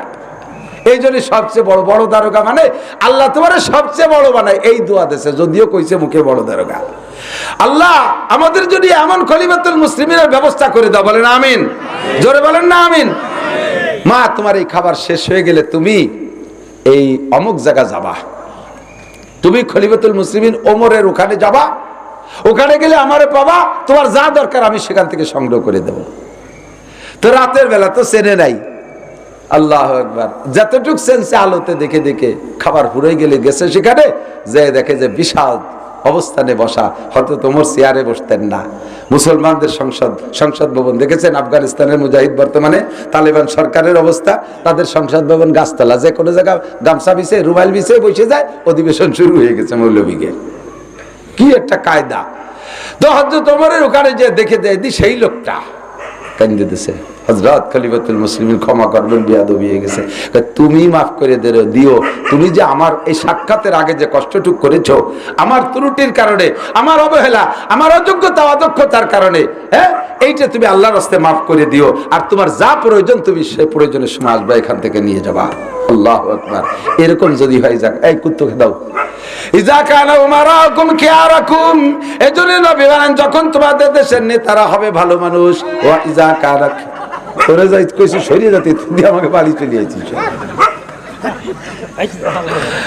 ইজা কানা উমারাকুম খিয়ারাকুম, যখন তোমাদের দেশের নেতারা হবে ভালো, এই যখন নেতারা হবে ভালো মানুষ, এইরকম ভালো মানুষ, এইরকম ভালো মানুষ। আমাদের ভালো মানুষ কারা? দেখছি সব ভালো মানুষ, নাম কতি গেলি গায়ে পড়বে, দিন কতি গেলাম না, সব ভালো মানুষ দেখছি। এরকম ভালো মানুষ যদি আল্লাহ থাকে, তাহলে এই সংখ্যাগরিষ্ঠ মুসলিম দেশের নেতা হিসেবে তাকে তুমি আমাদের জন্য পাঠায় দাও, বলে না আমি। আর যদি না চায়, তাহলে যেভাবে চলতেছে সেইভাবে চলুক, আমরা যার যার খাবাই সেই চৈরে খাই। কতক্ষণ ভালো মানুষ দেশ ভরিয়ে গেছে, আল্লাহ হেফাজত করুক। এই দেশে ছিল ভালো মানুষ, একটা ভালো মানুষের খবর আমি জানি। তৎকালীন প্রেসিডেন্ট এরশাদ সাহেবের আমলে, আমি সে সময় ভালোই বড় মাদ্রাসায় পড়ি, এই খবরগুলো জানতাম। এরশাদ সাহেবের আমলে সংসদ সদস্য হিসেবে মন্ত্রীও হয়েছিলেন, ধর্মমন্ত্রী মুফতি ওয়াক্কাস সাহেব, যশোর মনিরামপুর বাড়ি, কিছুদিন আগে মারা গেছে, কয়েক বছর আগে। মুফতি ওয়াক্কাস সাহেব রহমাতুল্লাহ আলাইহে খুলনা দারুল উলুমে শাইখুল্লাহ ছিলেন, তারপরে খুলনা বিভাগের বড় মুফতি। যে কোনো ভাবে উনি এরশাদ সাহেবের সংসদের মন্ত্রী হয়ে গেছে, ধর্মমন্ত্রী বানাইছে। এখন মন্ত্রীদের মাঝে মাঝে এরশাদ সাহেব নিজেই তাদের আয় ব্যয়ের একটা খসড়া হিসেব নিতেন, বিশেষ করে এই কি কয় টিএ বিলটা দেখতেন। নেতারা তো টিএ বিলির গুরু, ঢাকার থেকে বাড়ি আসে যাতে পারে বাসে যাই, কয় স্যার হেলিকপ্টারে গেছিলাম, হেলিকপ্টারে আইছি, টা আমারই দেয়। এইভাবে টিএ বিল দেখতেছে। তো এক অফিসে উনি টিএ বিল তদন্ত করতে যে দেখে এক মন্ত্রীর 20 লাখ, এক মন্ত্রীর 10 লাখ, এক মন্ত্রীর 5 লাখ, সর্বনিম্ন 1 লাখের নিচে কোনো মন্ত্রী নাই টিএ বিল।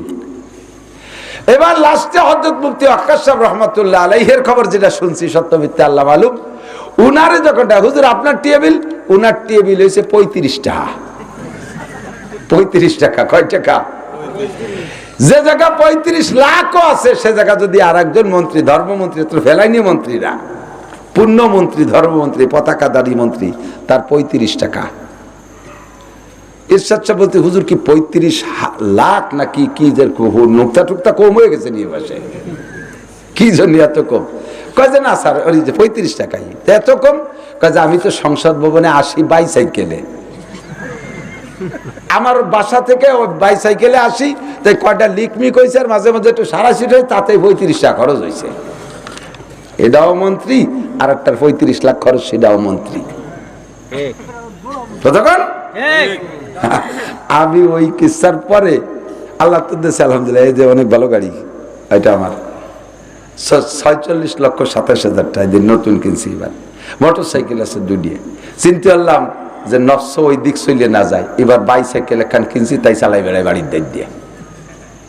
আমি হঠাৎ যে আপনার ইনশাল্লাহ চেনবেন না আমারে, আমি সাইকেলে পিছনে কাশি কুদাল একখান ঝুলোর উঠায় ডাঙ্গায় যাব, সাইকেল চালাই বেড়াই।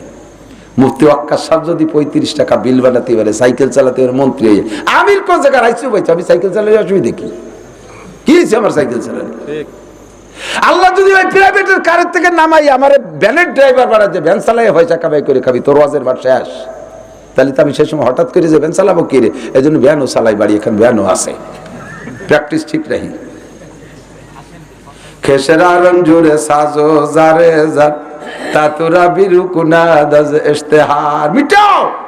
আমি মিটাইতে পারি নাই নিজেকে, এ ভাও গল্প দিচ্ছি। এগুলোর ভিতরে যদি রিয়া হয় তাহলে আমার জুতোর বাড়ির অভাব হবে না।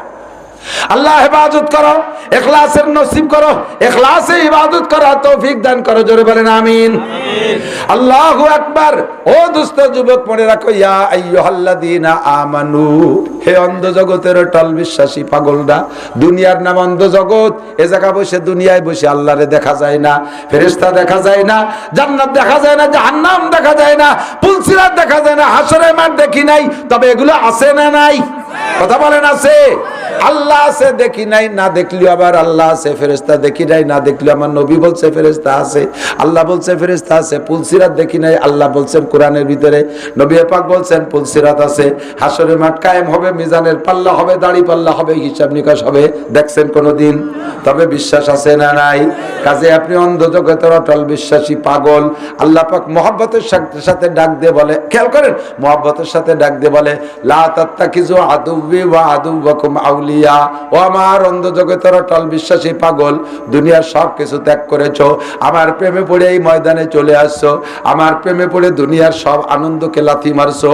তুমি আমার একটা কথা মনে রাখো বন্ধু, আল্লাহ বড় খেয়াল করে না, আল্লাহ বড় মহব্বতের সাথে আন্তরিকতার সাথে আপনারে আদরের সাথে পাগল করে ডাক দিয়ে কয়, একটা কথা মনে রাখবি, জীবনে কোনোদিন ইহুদ নাসারাকে বন্ধু বানাবি না, আমার শত্রু তোদের শত্রুকে বন্ধু বানাবি না। লা তাত্তাখিযু আদুব্বি ওয়া আদুব্বাকুম আউলিয়া, আমার শত্রু আর তোদের শত্রুরে বন্ধু বানাবি না। এবার তোদের শত্রু কারা, আমার শত্রু কারা জেনে নে। তোদের শত্রু হলো ইয়া আইয়ুহাল্লাযীনা আমানু দুখুলু ফিস-সিলমি কাফা ওয়া লা তাত্তাবিউ খুতুওয়াতিশ শাইতান ইন্নাহু লাকুম আদুউম মুবিন। তোদের শয়তানের নাম হলো, তোদের শত্রুর নাম হলো শয়তান ইবলিস। ও তোদেরকে ভেস্তের থেকে বের করে দিয়েছে, ও তোদেরকে ভেস্তের থেকে বের করে দিয়েছে। যদি শয়তানের ধোঁকা না হতো তাহলে তোরা ভেস্তের মধ্যে জন্ম নিতি, ভেস্তের থেকে দুনিয়া আসা লাগতো না, এই দুনিয়ার জয় ঝামেলা পোহানো লাগতো না, জান্নাতের ভিতরে আরামে থাকতি। শয়তান তোদেরকে বের করে দিয়েছে, কাজে ইবলিস শয়তান তোদের শত্রু, ওরে তোরা পরিহার করবি, ওরে অ্যাভয়েড করে চলবি। আর আমার শত্রু কারা শুনে নে, লা তাত্তাখিযু আদুব্বি, এবার আমার শত্রুর সাথে বন্ধু বানাবি না। আমার শত্রু হলো আল ইহুদ ওয়ান নাসারা, ইহুদ নাসারারা আমার শত্রু, ইহুদ নাসারারা আমার শত্রু। কারণ হিন্দুরা আমারে অত বড় অপবাদ দিতে পারে নাই, বুদ্ধরা আমার নামে এত বড় অপবাদ দেয় নাই, শয়তান নিজেও আমার নামে এত বড় অপবাদ দেয় নাই। যে অপবাদ ইহুদ আর নাসারারা দেয়, কি দেয়? ক্বালাতিল ইহুদু উযাইরুন ইবনুল্লাহ। ইহুদিরা যা কইছে তা বলাই যায় না, তারা আমারে কি কইছে। অনেক সময় না যে কেউ কেউ গালি দিয়েছে, সেই নালিশ করছে যে আমারে গালি দিয়েছে, আরে কি কইছে তাই কথা, যা কইছে তা কোয়া যায় না, যা কইছে তা এরকম মারাত্মক গালি দিয়েছে। আল্লাহ কা ইহুদিরা আমারে যা কইছে তা কোয়া যায় না। সংক্ষেপে একটু শোন, ক্বালাতিল ইহুদু উযাইরুন ইবনুল্লাহ, ইহুদিরা কয় উযাইর আলাইহিস সালাম আল্লাহর ছেলে। এই কথাটা কোয়া যায় তাই কলাম, এর ভিতরে যেটুক কোয়া যায় না তাই কলাম না। সেটুক কি? সেটুক হলো আল্লাহ তাআলা উযাইর আলাইহিস সালামের মাকে স্ত্রী হিসেবে ব্যবহার করে গর্ভধারণ করায় দিয়েছে, তাই উযাইর আল্লাহর ছেলে। এই ওরা কয় আমার নামে, তাহলে এই ইহুদিরা কি আবার দোস্ত না দুশমন? এই ইসরায়েলিরা সব ইহুদি, এটা আল্লাহর শত্রু। ওয়াকালাতিন নাসারা, আর নাসারারা এরকম একটা কইছে, ওয়াকালাতিন নাসারা মাসিহ ইবনুল্লাহ, আর নাসারারাও যা কইছে তাও কোয়া যায় না। তারা কয় ঈসা বলে আমার ছেলে, আল্লাহ কয় ঈসা বলে আমার ছেলে। তার মানে আমি ঈসার মা মারিয়ামের সাথে যৌন মিলন করে তারে গর্ভধারণ করাই দিছি, আর সেই গর্ভের সন্তান ঈসা আমার নামে এত বড় অপবাদ দেয়। এই দুই জাতি আমার শত্রু। লা তাত্তাখিযু আদুব্বি ওয়া আদুব্বাকুম লা তাত্তাখিযুল ইহুদা ওয়ান নাসারা আউলিয়া।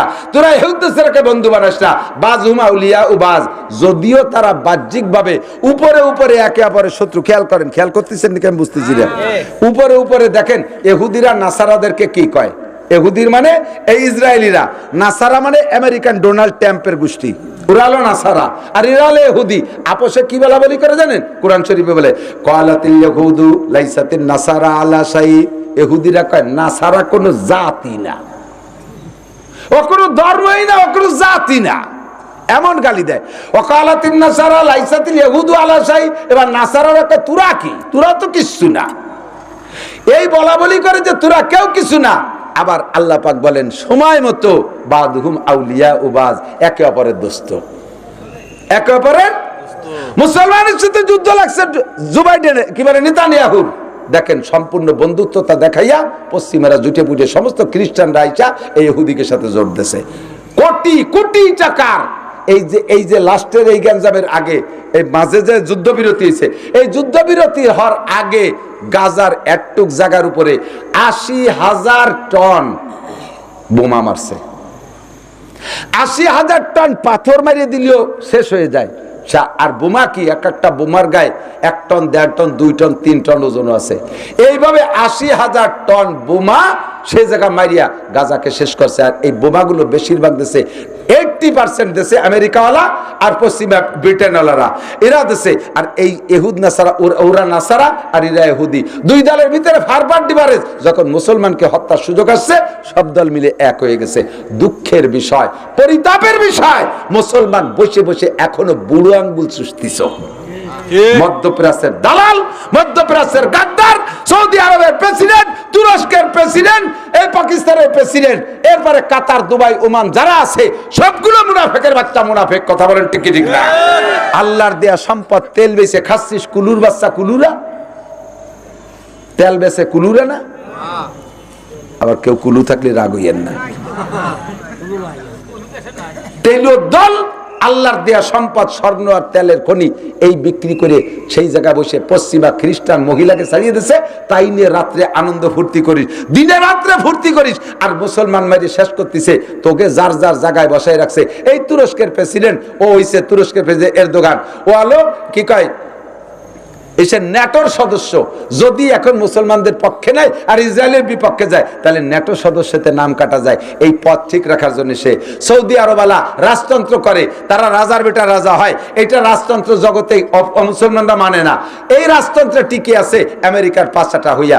যদি সৌদি সরকার এখন গাজার পক্ষ নেয়, সাথে সাথে ওই আমেরিকালা লাগাই দেবে সৌদি আরবের সাধারণ পাবলিক রে, তোরা আন্দোলন কর, রাজতন্ত্র বাতিল, গণতন্ত্র করতে হবে। তখন মোহাম্মদ বিন সালমান তার সিটি থেকে নেমে যাওয়া লাগবে।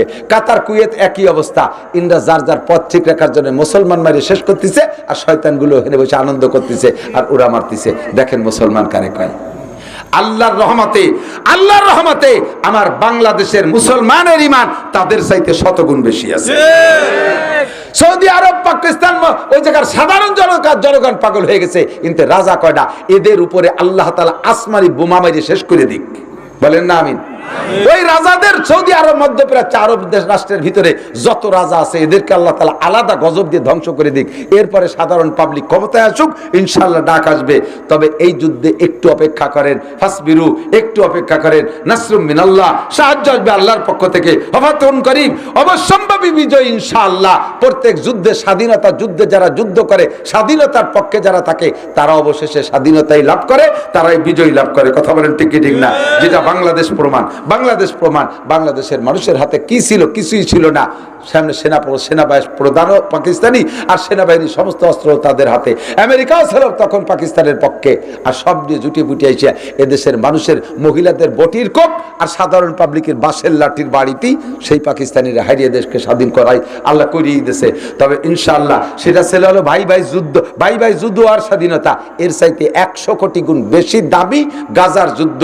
বাইতুল মুকাদ্দাস মুসলমানদের দ্বিতীয় কিবলা, বাইতুল মুসলমানদের দ্বিতীয় কিবলা। বিশ্বনবী কাবা ঘরের মধ্যে দাঁড়ায় ইমামতি করে নাই, বাইতুল মুকাদ্দাসের ভিতরে দাঁড়ায় ফেরেশতা এবং নবীদের রূহকে পিছনে রেখা ইমামতি করেছেন। সেই বাইতুল মুকাদ্দাসকে স্বাধীনতা করার লড়াই। ইনশাআল্লাহ আপনাদের বিশ্বাস কেমন আমি জানি না, বাইতুল মুকাদ্দাস স্বাধীন হবে, গাজা ফিলিস্তিন স্বাধীন হবে। বিশ্বাস হয়? বিশ্বাস হয়? এ দাবি আছে অন্তরে। এর জন্য যা যেমন যখন দরকার দিতে প্রস্তুত থাকবো, ঠিক না? জান দিতে রাজি, জান দিতে রাজি, মাল দিতে রাজি, টাকা পয়সা যা লাগবে দিতে রাজি আছেন না নাই? যদি কখনো ডাক আসে, আসতেছে গাজার মুসলমানদের অর্থ সাহায্য করার একটা লাইন আল্লাহর রহমতে বাংলাদেশ থেকে সবসময় লাইন করা আছে, লাইন করেছে। এখন আর ডাকঘরের কিছু না, এখন সব ওপেন হয়ে গেছে। আর লাগবে বস্তা ভরে নিয়ে যাবো কোনাকুনি যদি যার ভরটায় ইনশাআল্লাহ। যদি কখন ওলামাই কেরাম স্থানীয় কেউ দায়িত্ব নেন, আমানতদার কোনো আলেম দায়িত্ব নেন, এলাকার জনগণের কাছ থেকে কালেকশন করেন, 10টা টাকা হলিয়ে জমা দেন। কিয়ামতে এই 10টা টাকা আপনার পক্ষে সাক্ষী দেবে আপনার জীবনে কত টাকা কোর্ট কাছারি আদালত ফৌজদারিতে খরচ করেছেন, ডাক্তার উকিল মুক্তারে কত টাকা দিয়েছেন, সব চোর ডাকাতরে দিয়েছেন। 10টা টাকা আল্লাহর রাস্তায় জেহাদের ময়দানে খরচ হবে ইনশাআল্লাহ। গাজার মজলুম মুসলমানদের পক্ষে সবচাইতে বড় জেহাদ, এদিক তাকান, সবচেয়ে বড় জেহাদ হবে। আজকে থেকে খোঁজেন, বোকা সাজে বসে থাকেন না। বোকা সাজে বসে থাকবেন কে? আমরা বুঝি না, তো দোকানে যাই যে আদায় তাই কিনে নিয়ে এসি কে? নেহা সাজেন কে? নেকা সাজবেন কি জন্য? বাজারে যাই, আপনি বাজারে যাই বেগুন কিনতে গেছেন, বেগুন তো ফুটো বেগুনটা চোখ দিয়ে দেখে কেনেন না, কেনেন? সে জায়গাতে আপনি ভালো ট্যালেন্ট। গরু কিনতে যাই দাঁত দেখেন, ব্যবসায়ী যাতে গরুর দাঁত কটা ভাঙছে, সে জায়গাতে ভালোই ট্যালেন্ট। তা আপনি পণ্য কিনতে যে কোনটা আমেরিকান আর কোনটা ইসরায়েলি, এইটা চিনিয়ে কিনবেন না কে? হ্যাঁ ব্যবসায়ী ভাইরা, তোদের জন্য সারা বিশ্বের মুসলমান 200 কোটি মুসলমান বদদোয়া করবে। যদি ইসরায়েলি পণ্য দোকানে রেখে কিনা বেচা করিস, ইসরায়েলি পণ্য যদি বেচিস, তার ডিলারি করিস, তার পণ্য যদি বিক্রি করিস, তোদের উপরে খোদার গজব হবে, তোর ব্যবসায় কোনোদিন উন্নতি হবে না। 200 কোটি মুসলমান বদদোয়া করতেছে, গাজার মজলুম মুসলমান বদদোয়া করতেছে। কোকা কোলা কোম্পানি বাদ, আরএফএল কোম্পানির কোনো প্লাস্টিক কোনো পণ্য কিনবেন না। আরএফএল যাতে লেখা দেখবেন, লোগো দেখে কিনবেন।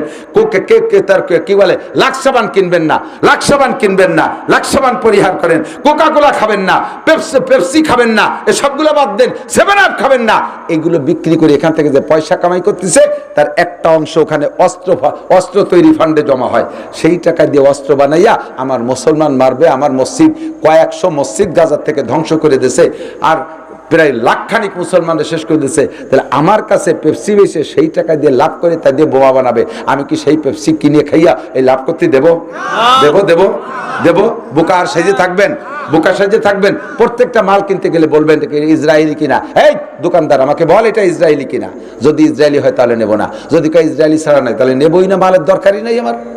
জীবনে কোনোদিন কোকা কোলা খাইনি। মুরব্বীরা, আগের মুরব্বীরা কোকা কোলা খাইনি, তারা মরে গেছে নাকি? এমনি কোকা কোলা খাইয়ে মরতেছে, তারা না খাইয়ে আইজো বাইসি আছে। কতক্ষণ এইগুলো তাদের, সেগুলো খাইয়া তোমরা মরতেছ। আর সেইগুলো যারা না খাইছে, সেই সমস্ত মুরব্বীর এখনো পর্যন্ত হাড় মজবুত আছে। তারা চোখ দিয়ে আল্লাহর রহমতে দিনের বেলা তারা দেখে।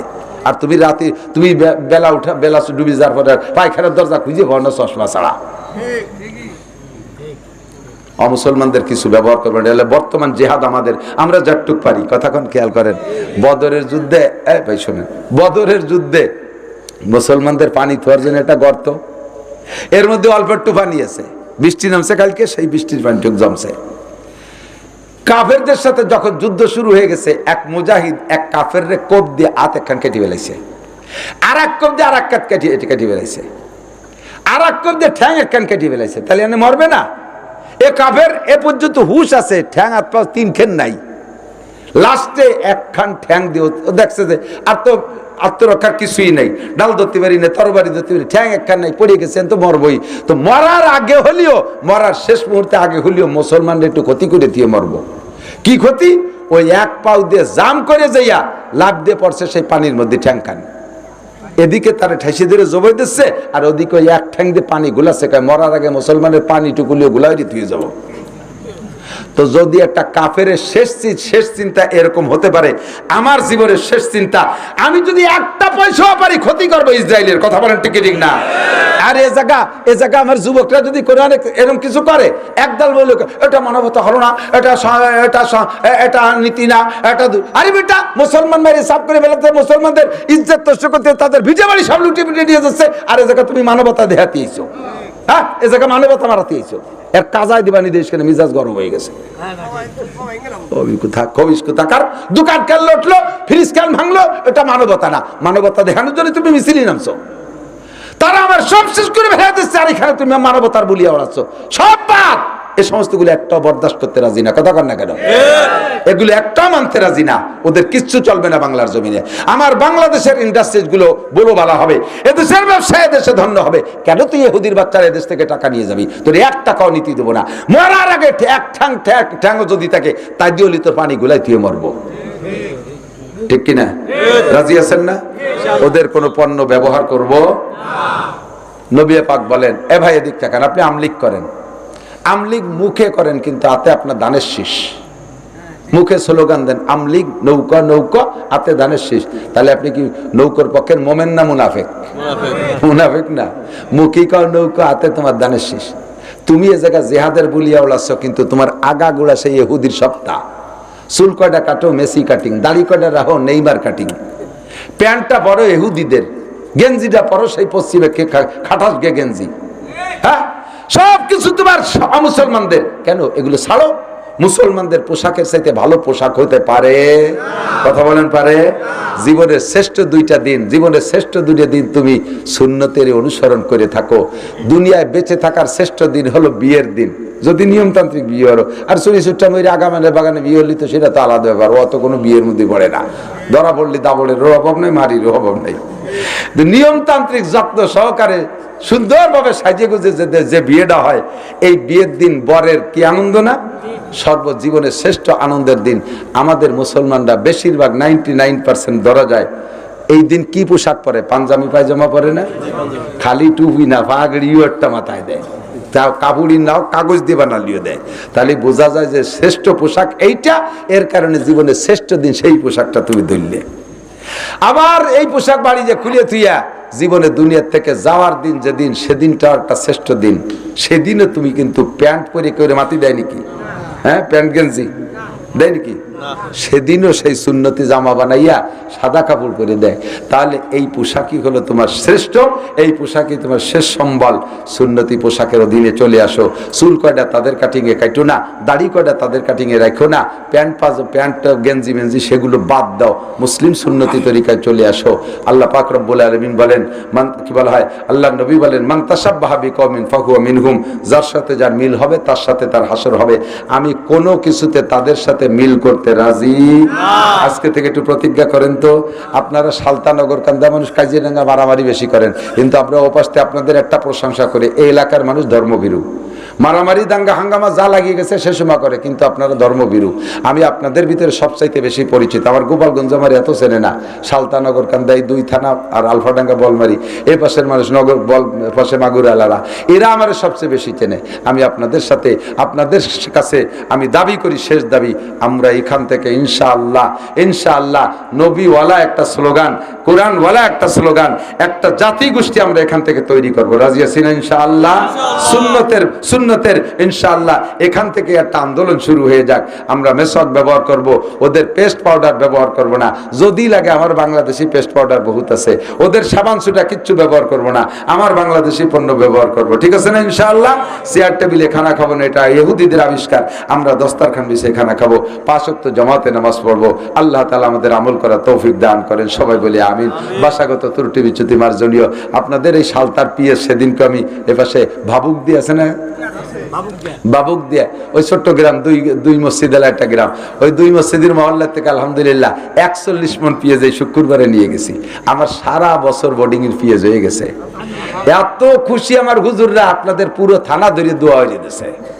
গত বছর এই যে সোহাগ চেয়ারম্যান, ওটা যেন কোন জায়গা, আটগড়, সোহাগ চেয়ারম্যান নিজের সাথে থেকে 50 মণ কালেকশন করে দেয়। বাহিরদের থেকে ওই পাড়ার থেকে শফিক সাহেব ওই পাড়াতে নিয়ে গেছি 40 মণ।